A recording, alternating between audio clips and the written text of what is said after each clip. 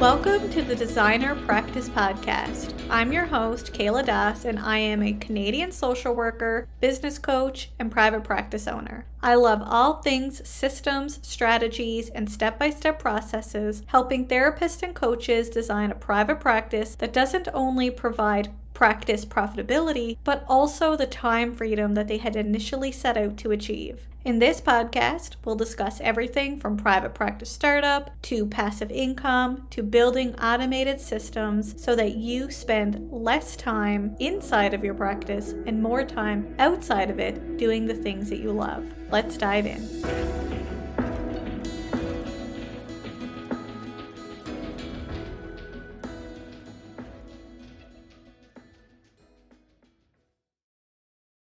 Welcome back to the Designer Practice Podcast, and I'm your host, Kayla Das. In today's episode, Aditi Jasra, psychotherapist and author of The Relationship Upgrade, is with us on the show to share some helpful tips and strategies for working with couples in private practice. Hi, Aditi. Welcome to the show. I'm so glad to have you here today. Thank you so much, Kayla, for inviting me. I'm so excited to be here. I love working with couples, and I'm excited to dive in and have a conversation around that.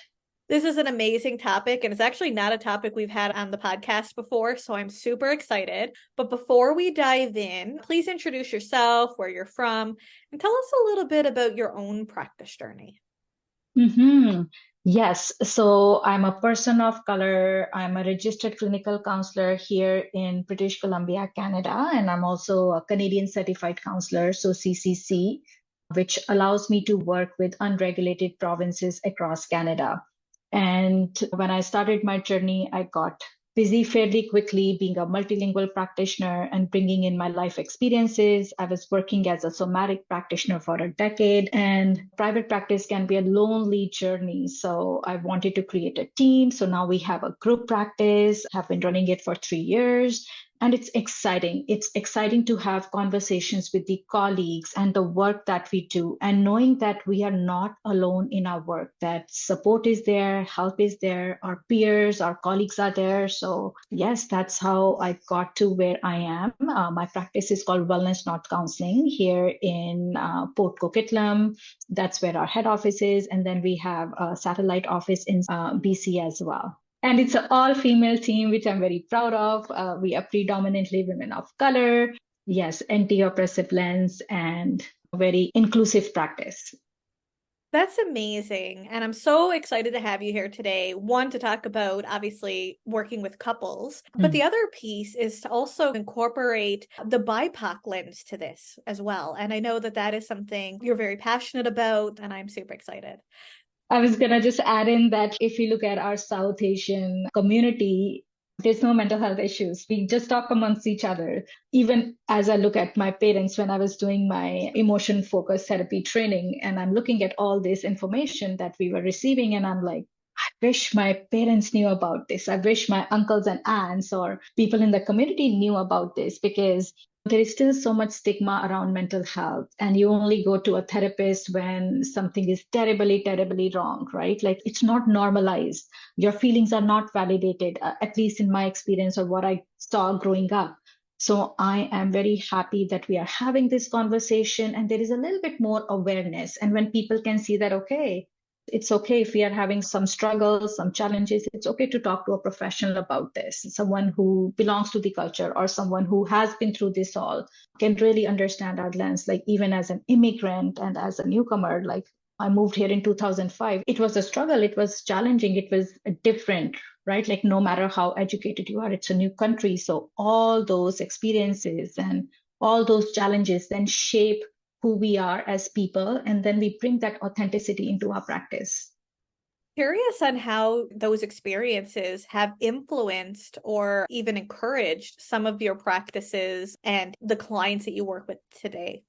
Yeah, I saw my own therapist. I have two children. One of my child is neurodiverse. So I took him to the therapist and I realized very quickly that therapists can only do so much. A lot of it is like as a family system, that work that we have to do as parents. I have to co-regulate myself in order to give my child those tools to self-regulate, and we co-regulate. There are mirror neurons. All those things influence how we interact with others, how we interact with ourselves, and then who we become as people. Thank you for sharing your experiences. So, when you're working with couples, what are some of the most common presenting problems or issues that you see arise that lead to clients to ultimately seek couples counseling? Yes, there is some stats and some research around this that a lot of times couples will either dismiss their issues and it takes them at least 6 years before they'll go out and seek support and help. So when I'm working with couples, I want to, from a therapist lens, I want to see what's the attachment patterns, like who are these people beyond the issues that they are bringing up. So there is always that assessment piece. What is the goal? I want to see who is pursuing, who is withdrawing. Are both people in that fight mode? Are they sympathetic mode all the time? Are they busy professional? Are they young adults? And how were they raised? And how did those influences, how they were raised, is now coming up in their present relationships? So you asked me what are some of the common things. What I'm noticing is that a lot of people are in that fog.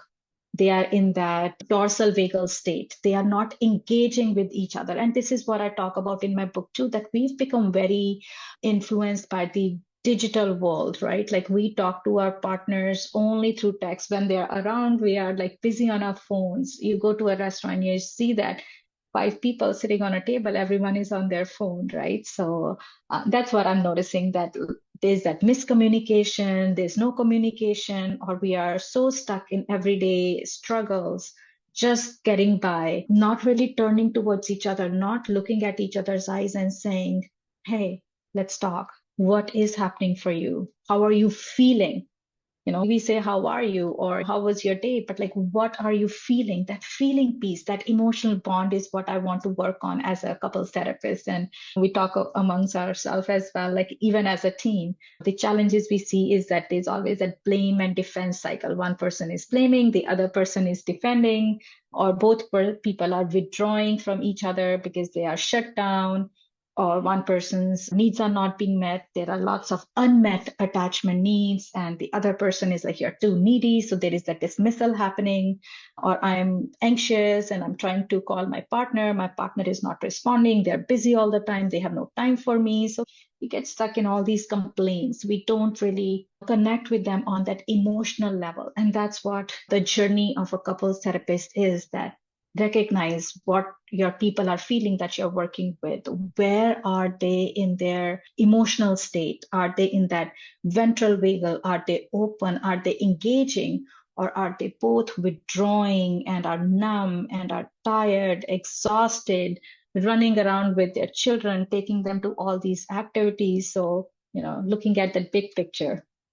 I think you had a really great point there, and it made me reflect and always asking the question of how are you today? Or how are you doing? Instead of that deeper connection of how are you feeling, right? Yes. And if I talk about my own children and my relationship with them, I ask them, how are you feeling? And they are like, Mom, stop being a therapist with us. So it's like, you really have to pick on those emotions that, oh, my child looks sad today, or my partner looks really, really stressed. I can see it in their face. I can see it in their body language. So sometimes we use that language. Sometimes it's like the energy they're bringing with them. And typically what happens in a therapy session is that one person is escalated, they are dysregulated, and that energy is so high that the therapist themselves, as a new therapist, I would be like, oh my God, what is happening? But through the trainings, workshops, learning, my own supervision, I realized that therapist has to be very present, right? Like they have to really tune into the emotions of the people they are working with. And then can they bring their couples to that place where both partners can tune into each other beyond the words? Can we see, okay, what is my person feeling? I am perceiving that he is angry. But do I know that he's dysregulated because he's overworked? Is he hungry? He comes home and the house is a mess. Like, what is happening? We get caught up in the behaviors. We get caught up in that anger or that sadness. But what is happening deep down? There is that sense of loneliness. There is lack of engagement.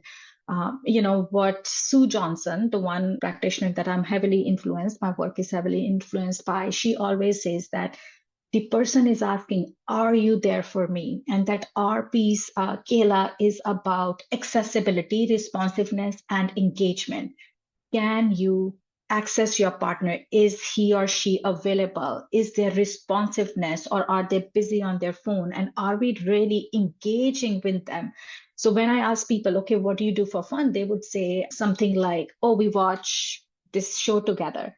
But they're not engaging with each other. Their engagement is with that TV. Their engagement is with that phone. They're sharing funny video with each other, but they're not engaging with each other. They're engaging with the phone. They're engaging with that video. That's where their attention is.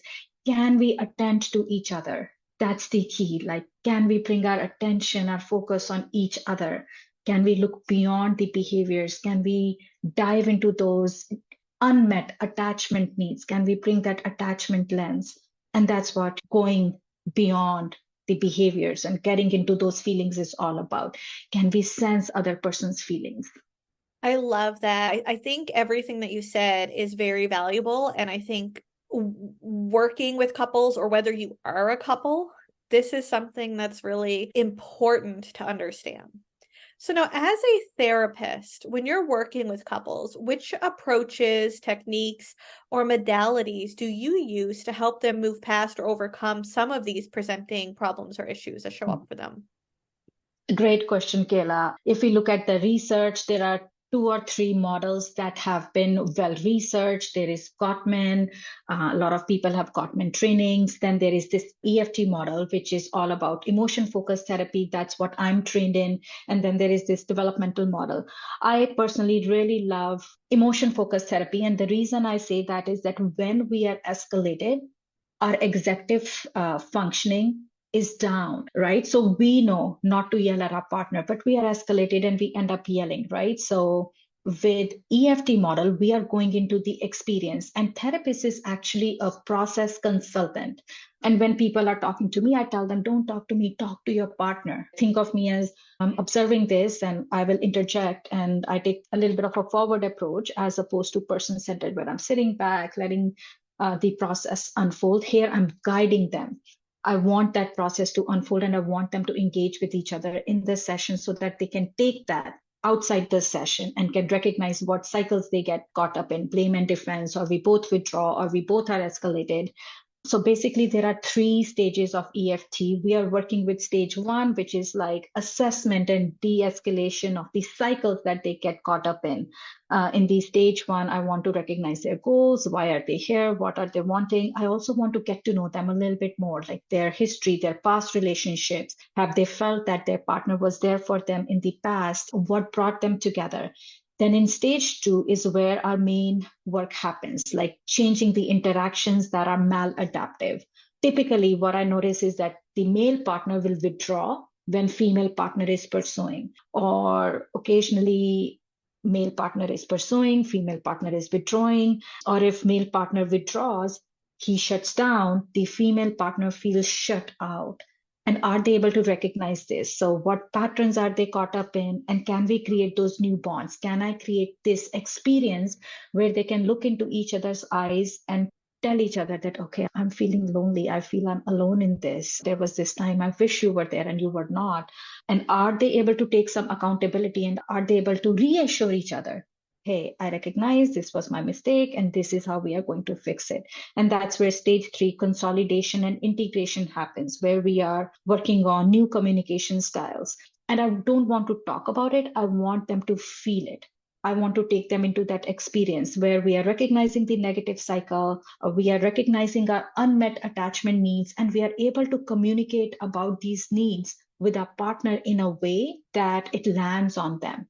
In order for it to land on them, they have to be in their softer emotions. They have to be in that regulated state. So that's the journey. That's how I will work with the couples. That's how I tell my supervisors, you need to work with couples, and we talk amongst our team. And this is the baseline. This is the model that we often use.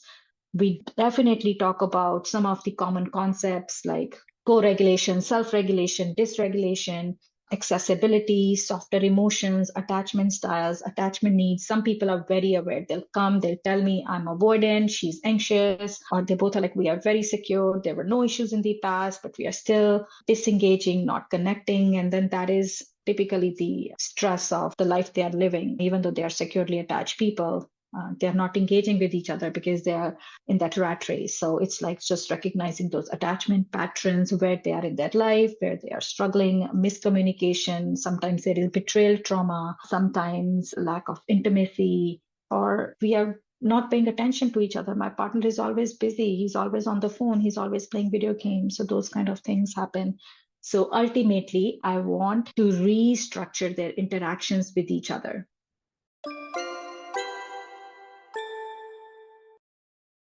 Whether you're a social worker, psychologist, or psychotherapist, as a regulated health professional, you have special considerations and risks compared to other traditional business models. And having the proper private practice paperwork in place is essential for protecting your practice and minimizing your legal risk, specifically paperwork created by a legal professional. But going to a lawyer and having all of the documents drafted can cost thousands of dollars.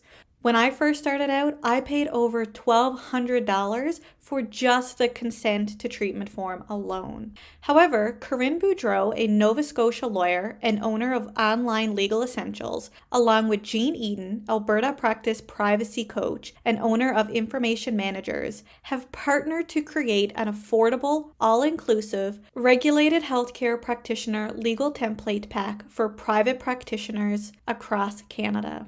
From private practice paperwork to website legal templates to over 200-page private practice policy and procedures manual and more, the Regulated Healthcare Practitioner Legal Template Pack has everything you need to start and grow your private practice. For a package that can easily run over $10,000 if purchased elsewhere, Corinne and Jean charges only $997 Canadian. And as a special bonus for listening to the Designer Practice podcast, when you use the coupon code EVASPARE10, that's EVASPARE 10 at purchase, you'll receive an additional 10% off the regular price. Start protecting your practice today and check out the Regulated Healthcare Practitioner Legal Template Pack by checking out kayladas.com/online legal essentials. That's kayladas.com/online legal essentials. Now back to our episode. That's fabulous. And you talked a little bit about cycles as well. So are there any quote unquote red flags, cycles, or considerations that listeners who work with couples should watch out for when supporting couples? And if so, how can they navigate these, say, early on? Yeah, I typically want to know whose idea was it for going to couples therapy. I want buy-in from both teams. Sometimes one person will say, I told him, come to therapy or we are done. That tells me that, okay, maybe the woman is the pursuer, he is withdrawing. So in terms of red flags, if people are working with each other, of course, I tell even the individual clients I work with that you want to connect with someone who's securely attached, or if they are insecure, like can we get them to a place where they can be securely attached to you? And that's why we want to look at those early attachments, right? Like how do they describe their parents, or what was growing up like for them? What did they see in their environment? How were their parents interacting, and their interaction with their parents? How did they see themselves as a child in their parents' eyes? So that gives us a good lens to work from. And sometimes if people are anxious or avoidant, our work becomes a little bit more hands-on, a little bit more active. If they're coming from secure attachment, it could be that we are just caught up in our own worlds and not tuning into the other partner. So it's not like what my partner did do, it's what he didn't do.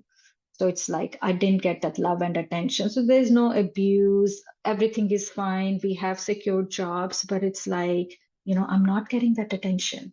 Right? So are we attending to each other? I'm looking at the red flags is like, where are they spending their time? Are they doing activities together? Are they going for hikes? What are their dates looking like? What's their everyday looking like? And if I work with individuals and they're like, okay, I'm looking for a partner, what should I look for? I always say that you want secure attachment, right? Like you want to connect with someone who has that strong sense of worth internally. They've done their work, right? Like internally, they've processed some of their baggage or some of their demons.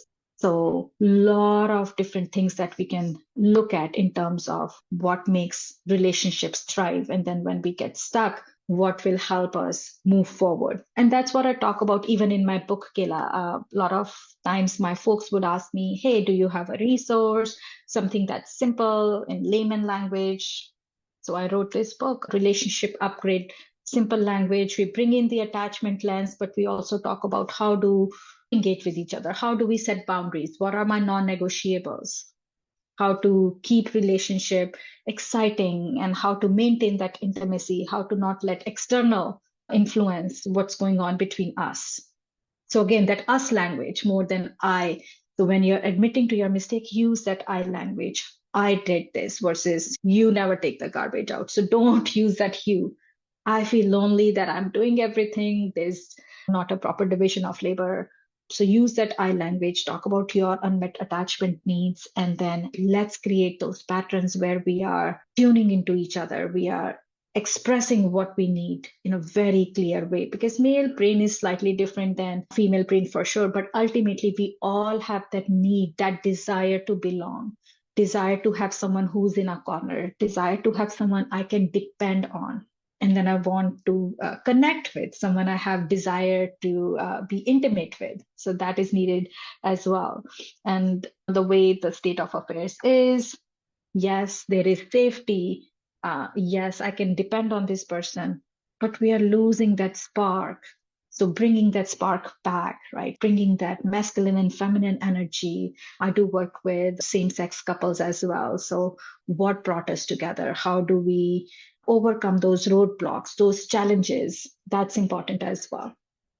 Yeah, and I think as humans, we all just want to belong, right? And having that person in our corner, like you mentioned, that's important for us. Even putting personalities aside, sometimes people are more introverted and some people are more extroverted. But as humans, that belonging is important. And something you touched on that I was thinking about is you mentioned that for someone to have a secure attachment, or at least to have a secure attachment with their partner. So, how might you navigate when someone may not necessarily have a secure attachment? How do you navigate that in sessions? Yes. So first is that awareness piece, and then validating whatever their experiences might have been. And then can their partner be there for them? Can that partner create that secure bond? Can they create that safety? Can they be reliable? So it's about them, right? So they have that safe attachment with me. I'm coming from that non-judgmental, validating their experiences, understanding them, but ultimately if we are doing couples work, it's about their partner understanding, right? Is partner aware of their triggers? And then sometimes we do that role playing, right? Like avoid commenting on your partner's feelings, talk about your own feelings. Let's talk about the triggers. Let's talk about your subjective reality, right? What happens for you? And can they summarize and validate their partner's reality? So as much as I can validate, can they validate their partner's emotion? But before they can validate, they have to recognize that emotion. And then what are the triggers for my partner? And that awareness piece. And then we need that consistency, continuously getting out of these cycles that we get caught up in. And then next step, sometimes after we know the triggers, can we take that responsibility? Can we take the accountability? And then can we show up for our partner in the ways that they require us? And many times it's sad that we don't have buy-in from both parties. One partner is there. I've had instances where they make the appointment, one partner shows up, the other partner does not. They don't believe in therapy, and that's okay too. We go with whatever they're bringing up. And then ultimately, that's step 3, where we want to create positive interaction, strengthening that emotional bond. Even going back in their relationship, has there been past experiences where they did feel that their partner was there for them? And moving forward, when they do get angry or when they do shut down, what is the plan?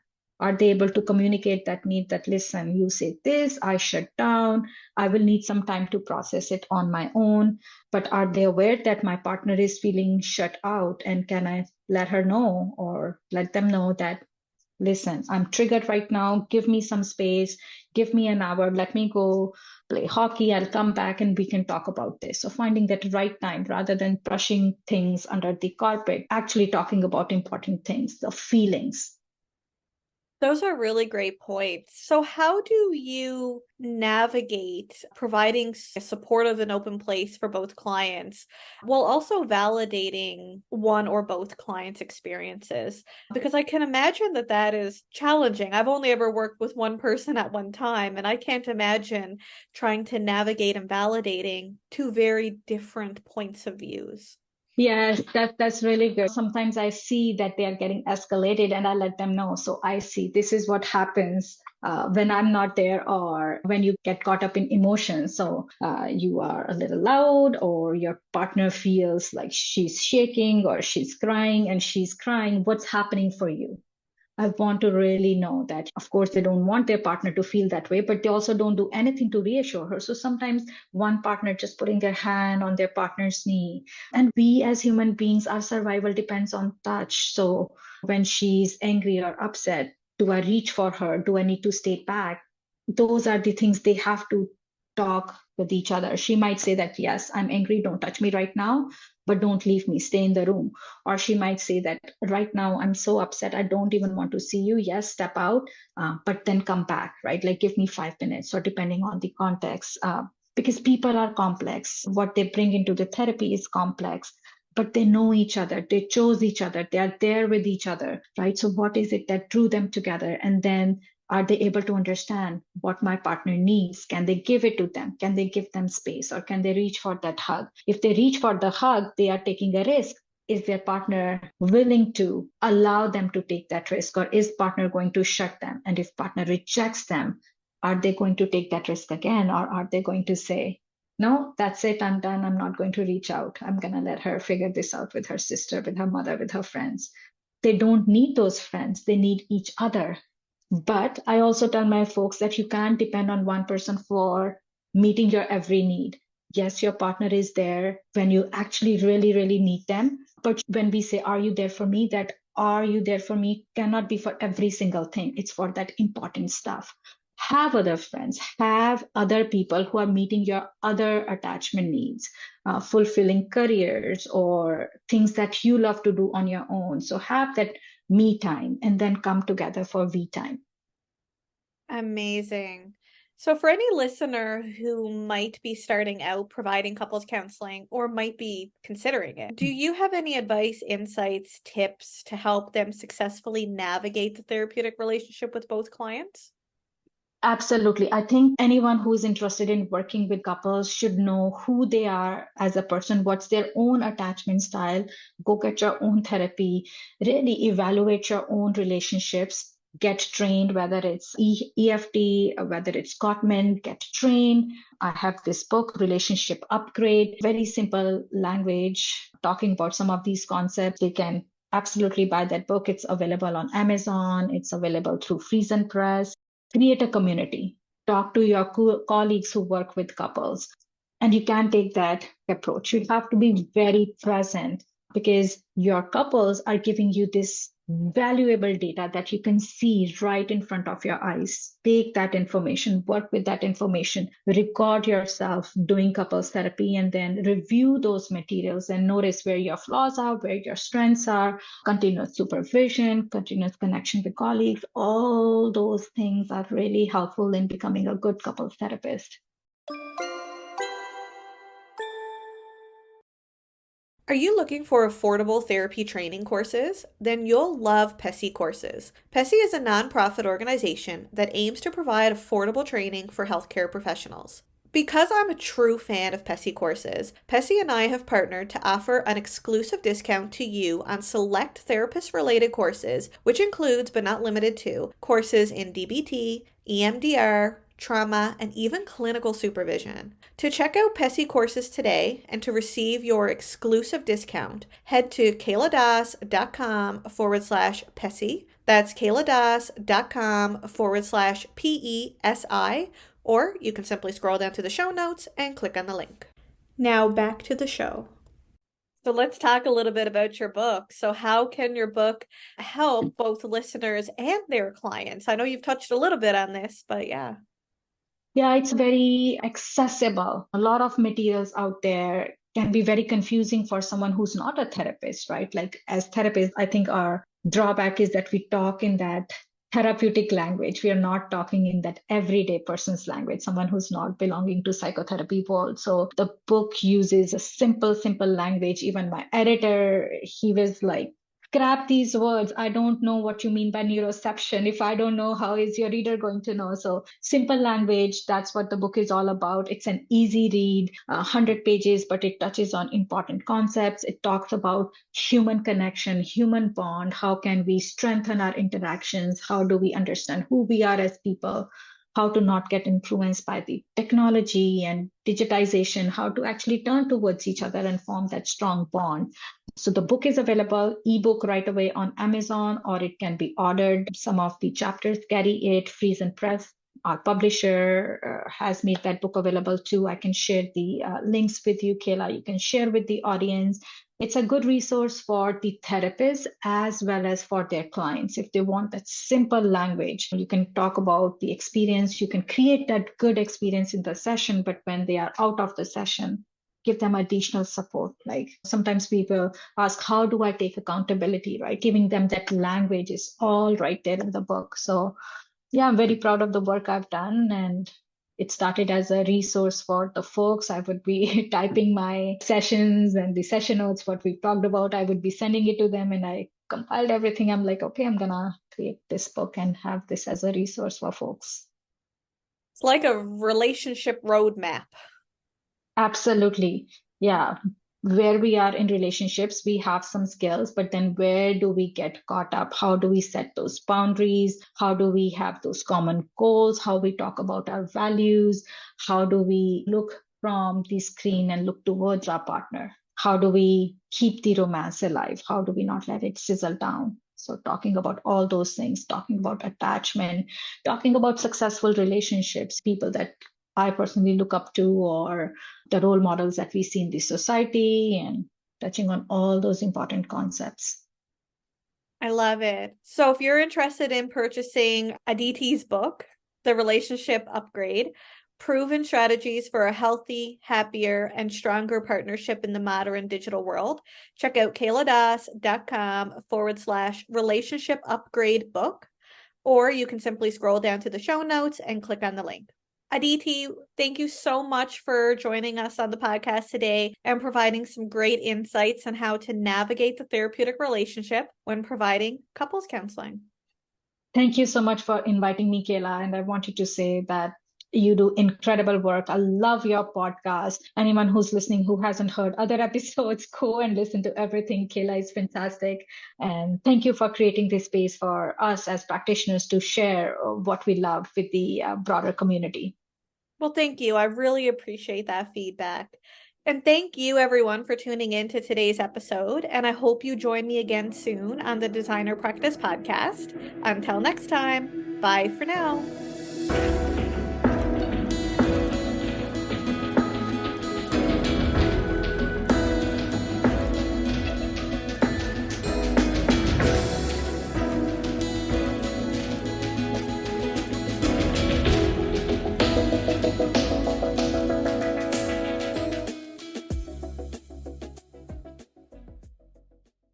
Please be advised that the podcast advertisements and links in this episode may be affiliate and/or sponsor links where Evisphere Inc. and the Designer Practice Podcast receive compensation for sales or signups made through link clicks. This helps the Designer Practice Podcast continue to provide free and valuable content to you each week. Thank you, and we appreciate your support.